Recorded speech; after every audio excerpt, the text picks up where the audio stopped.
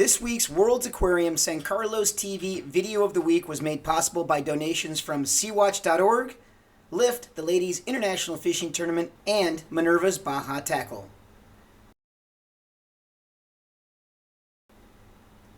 El Choyudo is a small and especially scenic coastal fishing community of approximately 500 people, located 100 kilometers southwest of Hermosillo, the capital of Sonora, and just over 40 nautical miles from Guaymas. The 40 miles from Guaymas will be very important later on in this video. I found it to be a tranquil community. The people were friendly and open. They now have water and electricity here in El Choyudo, and little crime. They also have a grudge to bear with the commercial sardine industry. ¿Me das tu nombre completo, por favor? Miguel Ángel Muñoz Flores. ¿Y cuántos años llevas aquí en el Choyudo, Miguel Ángel? Llevo 41 años. ¿Usted es de dónde? Guadalajara, Jalisco. Naciste en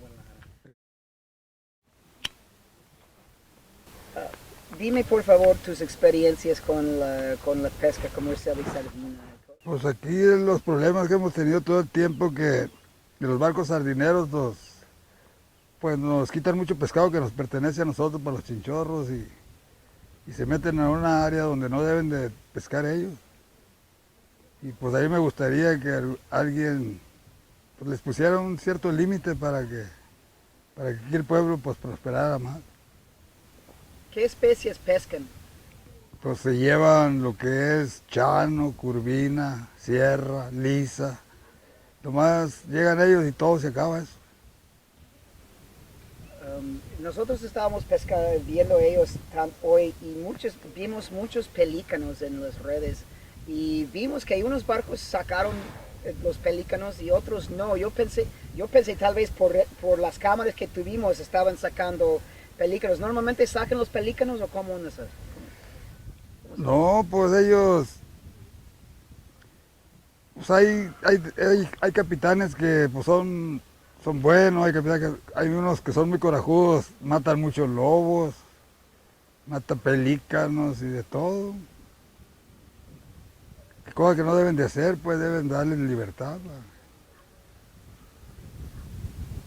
Para que sobrevivan, pues andan buscando su comida también ellos.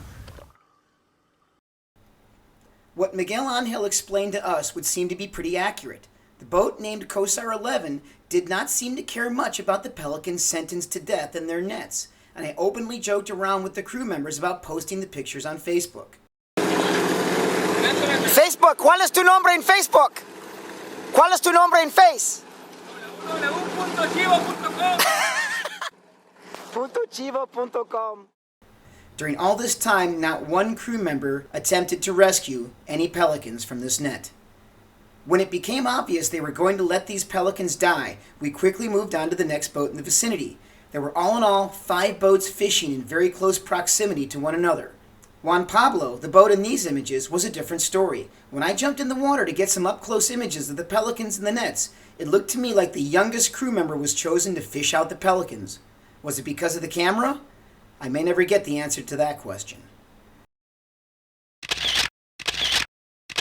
Is it illegal to kill pelicans in Mexico's commercial sardine fishery? For that answer, we must turn to Norma 003, the law governing sardine fisheries. I found nothing in there about incidental kill of marine birds, so I have no other option but to come to the conclusion that it is not in violation of the law to kill these pelicans in the fishery. That kind of astounded me. But what may very well be a violation of law is where the sardine boats were fishing. Norma 003 states that if a boat does not have refrigeration, then it must fish within 40 nautical miles of its home base of operations. The small town of Choyudo, according to Google Earth, is indeed over 40 nautical miles from the sardine processing plant at El Paraje in Guaymas. As of the posting of this video, I have been unable to obtain the information that would tell me who the owners of these boats are and if these boats do in fact have refrigeration on board. We will be working on a longer version of the story in Spanish and a written version as well to send out to major news organizations in Mexico for release later this month. It is my full intent to interview the owners of the boats in question for their side of the story.